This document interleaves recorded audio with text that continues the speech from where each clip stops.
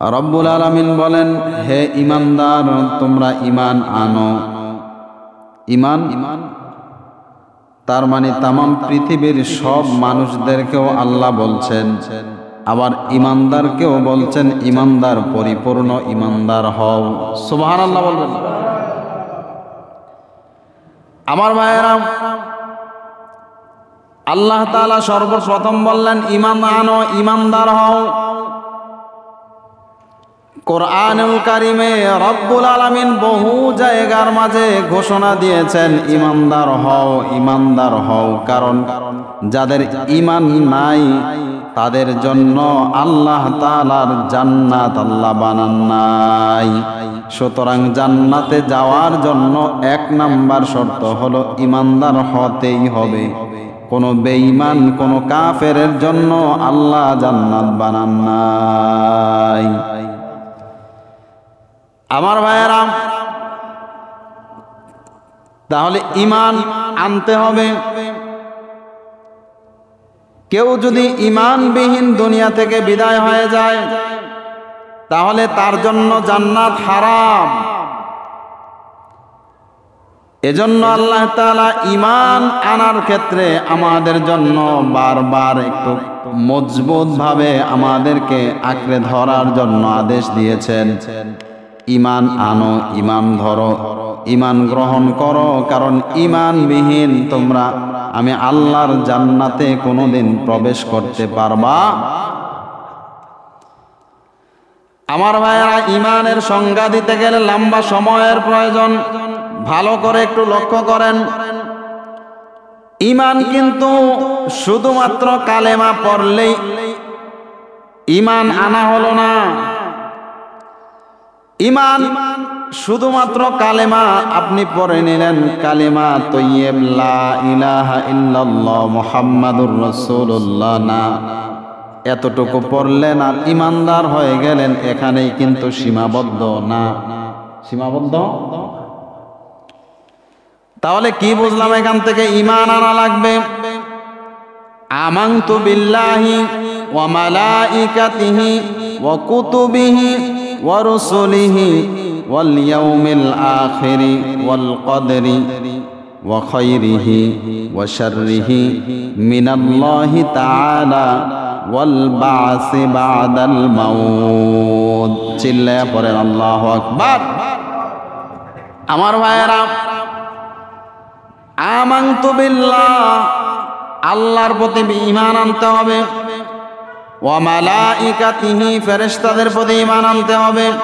ওয়া কুতুবিহি, আল্লাহর যত কিতাব আছে সবগুলোর প্রতি ঈমান আনা লাগবে।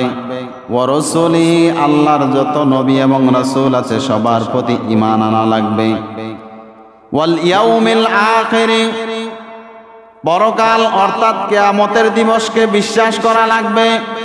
কেউ যদি বলে আমি কিয়ামত বিশ্বাস করি না, পরকাল বলতে কোনো জগৎ আছে এটা আমি মানি না, বিশ্বাস করি না, ঈমানদার না, বেঈমান। বুঝে আসতেছে তো? তাহলে ঈমান আনতে হবে। শুধু কালেমা পড়লেই ঈমানদার না, ঈমান আনা লাগবে পরিপূর্ণভাবে। আল্লাহ এজন্যই বলছেন ঈমান আনো, ঈমান আঁকড়ে ধরো, ঈমান গ্রহণ করো। ঈমানদারকে আবার বলছেন ঈমানদার, ঈমান আনো, ঈমান গ্রহণ করো, ঈমানকে মজবুত করে ধরে রাখো। কারণ ঈমানটাই যদি না থাকে তোমার দুনিয়ার কোনো ইবাদত, কোনো আমলের দাম আমি আল্লাহর কাছে নাই। চিৎকার করে নাউযুবিল্লাহ। ঈমান না থাকলে আমলের কোনো দাম। এই পৃথিবীতে বহু মানুষ আজকে দেখবেন দান করে। বাংলাদেশের একজন শিল্পী আছে, আপনারা জানেন কিনা, বর্ডার সাইটে উত্তরবঙ্গের একজন শিল্পী আছে, হিন্দু শিল্পী, নাম হচ্ছে নকুল কুমার। কি নাম? নকুল কুমার। নাম শুনেছেন? শুনেছেন না? শুনেন নাই? নকুল কুমার, সে হিন্দু মানুষ, গান গেয়ে বেড়ায়। ইসলামে একটা গজলও সে লিখেছে।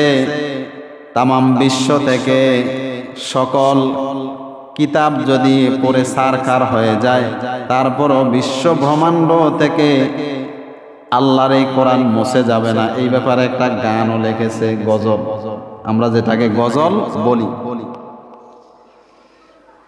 আমার ভাইয়েরা ভালো করে লক্ষ্য করেন, সে মসজিদ বানিয়েছে, মসজিদে হুজুর রেখেছে, নিজের টাকা খরচ করে।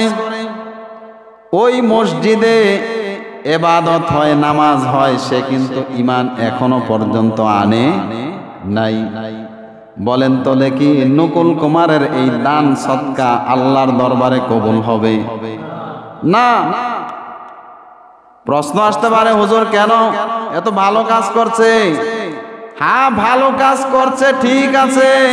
এই ভালো কাজের বিনিময়ে হয়তো দুনিয়ায় কিছু আল্লাহ দিয়ে দেবে, কিন্তু তার এই ভালো কাজের দাম 4 পয়সারও দাম নাই আল্লাহর কাছে, কারণ ঈমান আনে নাই।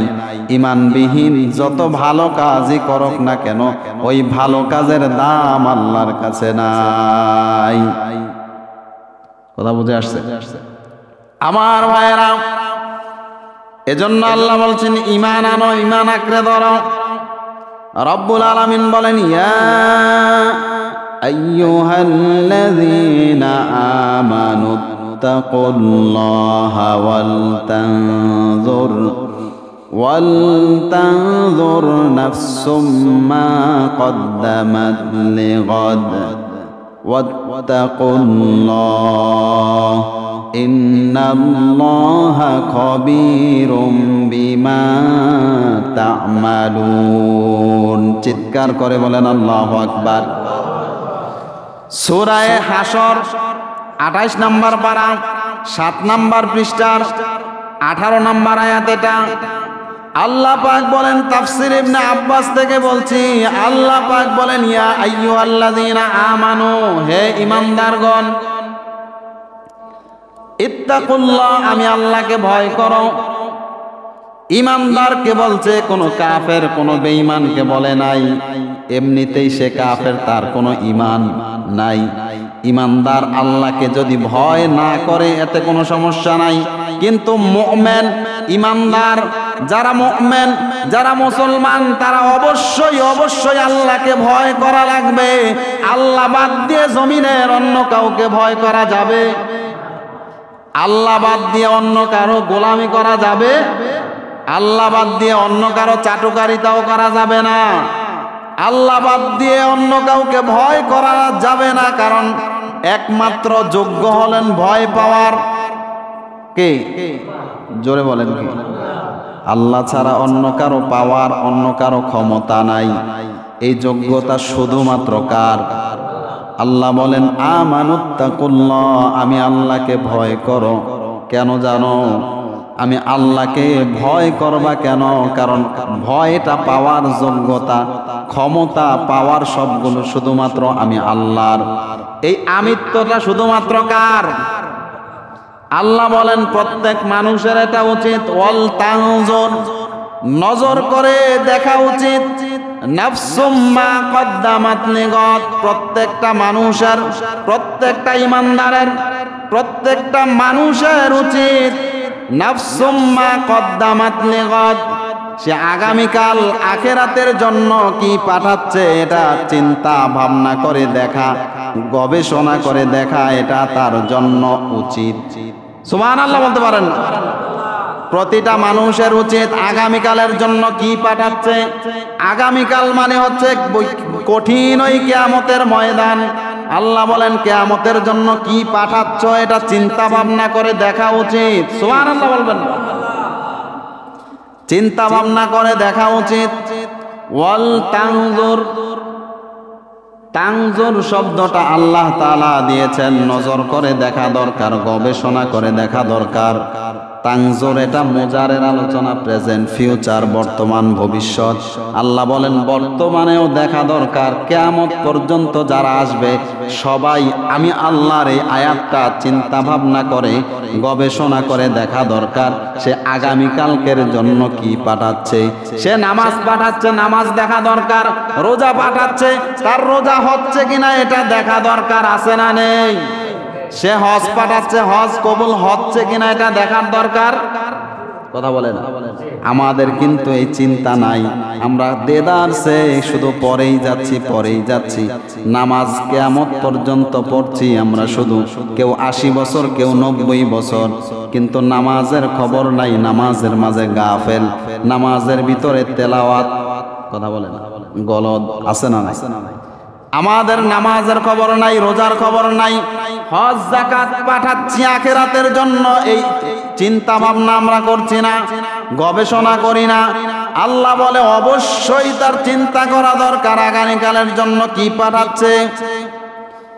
রব্বুল আলামিন এরপরে বলেন, বান্দা আগামীকালের জন্য, আখিরাতের জন্য শুধু পাঠিয়েই তুমি ক্ষান্ত থাকবা না, তোমার ঈমানটাকে টিকিয়ে রেখে ইবাদত করে চিন্তা ভাবনা করার পরে ওয়াত্তাকুল্লাহ, আবার তোমরা আমি আল্লাহকে ভয় করো। সুবহানাল্লাহ বলবেন, আমি আল্লাহকে ভয় করো। ইন্নাল্লাহা খাবীরুম বিমা তা'মালুন, কারণ অবশ্যই তোমরা পৃথিবীতে যা করো না কেন সব আমি আল্লাহ দেখি। আমি আল্লাহর চোখে ধুলা দিতে পারি, আসমানের উপরে কেউ নাই, জমিনের নিচেও কেউ নাই। আল্লাহর চোখে ধুলা দেওয়ার মতো ক্ষমতা কারো আছে? রাতের অন্ধকারে চুরি করলে এটা মনে হয় আল্লাহ দেখে না, কথা বলে না। ভোট চুরি করলে দেখে না, আলেমদেরকে হামলা মামলা দিলে আল্লাহ দেখে না, আলেমদের নির্যাতন করলে দেখে না, কথা বলেন।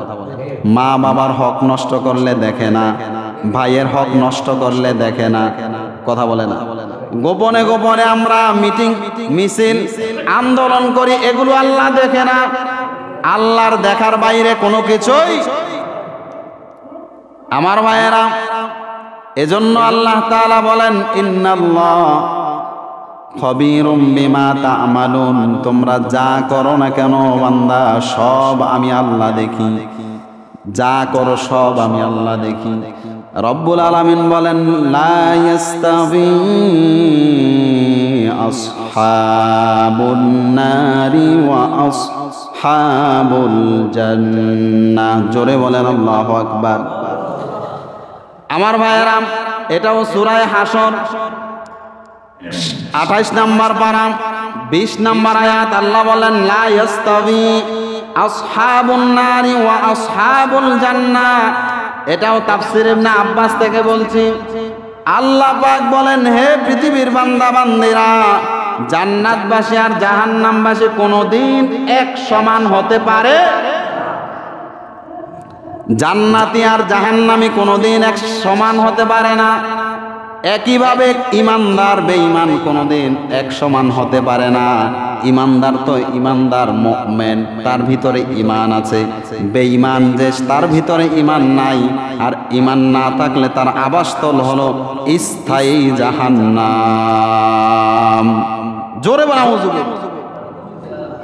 স্থায়ী জাহান্নাম। আল্লাহ এজন্যই বলছেন লা ইয়াস্তাবি আসহাবুন নারি ওয়া আসহাবুল জান্নাহ। এরপরে আল্লাহ তাআলা ঘোষণা দিয়েছেন আসহাবুল জান্নাতি হুমুল ফাইজুন। চিৎকার করে আল্লাহু আকবার। রব্বুল আলামিন বলেন, হে পৃথিবীর বান্দা বান্দীরা, অবশ্যই এই দুই দলের মাঝে সফল কাম এক দল, তাদের নাম কি? জান্নাতি। আসহাবুল জান্নাতি, জান্নাতের অধিবাসীরা, হুমুল ফাইজুন, সফল কাম। ঘোষণা দিয়েছেন কে? জান্নাতবাসীরা সফল কাম। এই ঘোষণা কার? সুতরাং আমাদের সবার উচিত জান্নাতের আশা করা, জান্নাতের কামনা করা। কথা বলেন না কেন? মুসলমানদের মাঝে অনেক মুনাফিক মার্কা টাটকা মুসলমান শয়তানের ভাইরা ভাই আছে, বলে জাহান্নামে গেলে যাব, এটা পরকালে দেখা যাবে। দুনিয়ায় এটা নিয়ে অত চিন্তা করা, অত মাথা ঘামানো দরকার নাই। এরকম মুনাফিক 2-4টা সমাজের মাঝে আছে না নাই? আমার ভাইয়েরা, ভালো করে শব্দ চয়নগুলো খেয়াল করা লাগবে। আল্লাহ তাআলা বলেন অবশ্যই সফল কাম জান্নাতের অধিবাসীরা। তাহলে আল্লাহ যার সার্টিফিকেট দিয়েছেন, আল্লাহ যাদেরকে সফল কাম বলছেন, তাদেরকে পৃথিবীর মানুষ যতই হামলা দিক, যতই মামলা দিক, যতই নির্যাতন করুক, যতই অবতস্ত করুক না কেন, এদেরকে সম্মানিত করবেন কে? জোরে বলেন কে? আল্লাহ যাকে সম্মানিত করতে চায় তাকে বেইজ্জত কেউ করতে পারে? আবার আল্লাহ যাকে চাইবে ইজ্জত করতে তাকে কেউ সম্মান দিতে পারে? আমার ভাইয়েরা, রাসূল বলেছেন আল ঈমানু বিদউন ওয়া সাবউনা শুবা। রাসূল বলেন ঈমানের শাখা প্রশাখা 70টারও বেশি। কয়টা? জোরে বলতে হবে কয়টা? আরো জোরে বলেন কয়টা? কয়টা? 70টারও বেশি ঈমানের শাখা প্রশাখা। ভালো করে কান লাগান, 70টারও বেশি ঈমানের শাখা প্রশাখা। কেউ যদি বলে আমি ঈমানদার, আল্লাহ বলেন ঈমান আনার জন্য শর্ত হলো, ঈমানদার হওয়ার জন্য শর্ত হলো এই 70টা ঈমানের যে শাখা প্রশাখা, এগুলো আঁকড়ে ধরা, এগুলো কামড়ে ধরা। সুবহানাল্লাহ বলবেন? এগুলো কামড়ায়া ধরা। তার মানে বোঝা গেল এই 70টা শাখা প্রশাখা যে মানবে সেই ঈমানদার। আর ঈমানদারদের জন্য জান্নাতের মতো এত সুন্দর নিয়ামতের ব্যবস্থা করেছেন কে?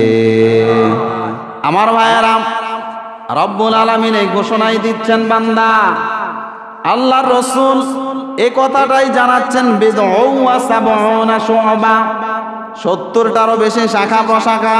ফাআফদালুহা কাউলু লা ইলাহা ইল্লাল্লাহ, সবচাইতে বড়, সবচাইতে শ্রেষ্ঠ হচ্ছে লা ইলাহা ইল্লাল্লাহ বলা। কি বলা?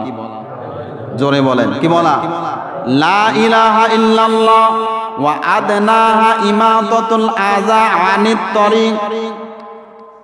আর সবচাইতে নিচে হলো, সবচাইতে নিচের ঈমান হলো, ঈমানের শাখা হলো রাস্তা থেকে কষ্টদায়ক বস্তু সরিয়ে দেওয়া। কি করা? কথা বলেন না কেন? রাস্তা থেকে কষ্টদায়ক বস্তু সরিয়ে দেওয়া। একটা গাছ পড়েছে, এটা সরিয়ে দেওয়া কার কাজ? ঈমানদারের কাজ।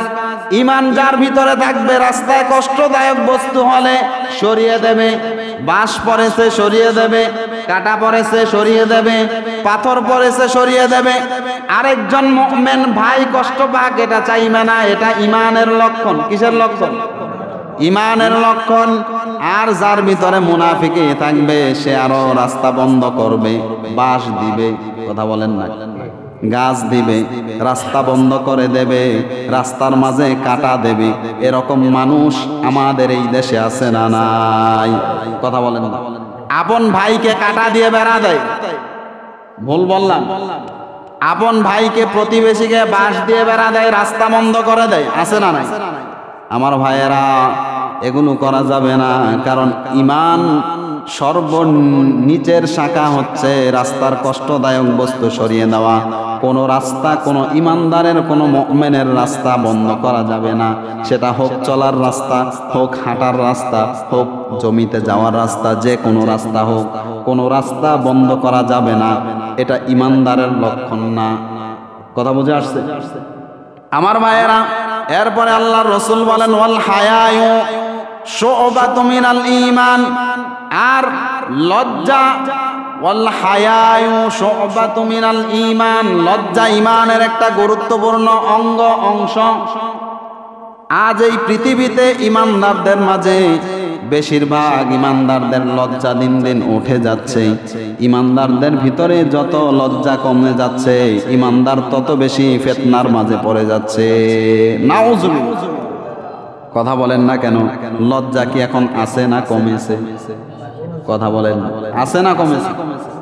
কমতে কমতে একেবারে নিচে, এত নিচে নামে কিছু মানুষ, এত নিচে তার লজ্জা, যে লজ্জার পর্যন্ত পৌঁছার ক্ষমতা শয়তানেরও। ভুল বললাম? এরকম মানুষ আছে না নাই? আমার ভাইয়েরা, লজ্জা থাকা লাগবে। আল্লাহর রাসূল সাল্লাল্লাহু আলাইহি ওয়াসাল্লাম বলেন, আম্মাজান আয়েশা সিদ্দিকা থেকে বর্ণিত, আম্মা জান আয়েশা সিদ্দিকা বলেন, আল্লাহর রাসূল সাল্লাল্লাহু আলাইহি ওয়াসাল্লাম এই পৃথিবীর যত যুবক যত পুরুষ আছে সবচাইতে বেশি লজ্জাশীল ছিলেন মুহাম্মাদুর রাসূলুল্লাহ সাল্লাল্লাহু, কথা বলেন না কেন, সাল্লাল্লাহু আলাইহি, সবচাইতে বেশি লজ্জাশীল ছিলেন মুহাম্মদ সাল্লাল্লাহু আলাইহি ওয়াসাল্লাম। এত বেশি লজ্জা ছিল মুহাম্মাদুর রাসূলুল্লাহ, সামনের দিকে যখন হাঁটতেন জমিনে ঝুঁকে ঝুঁকে হাঁটতেন, কথা বলে না, এত বেশি লজ্জা ছিল পর মহিলার দিকে আল্লাহর রাসূল তাকাতেন না। আজ এই পৃথিবীতে আমরা নামাজিরাও মাঝে মাঝে দেখা যায় পরনারীর সাথে গল্প করি, আছে না নাই? তাহলে লজ্জা থাকা দরকার, আছে না নাই? বুঝতে হবে যার ভিতরে লজ্জা নাই তার ভিতরে ঈমান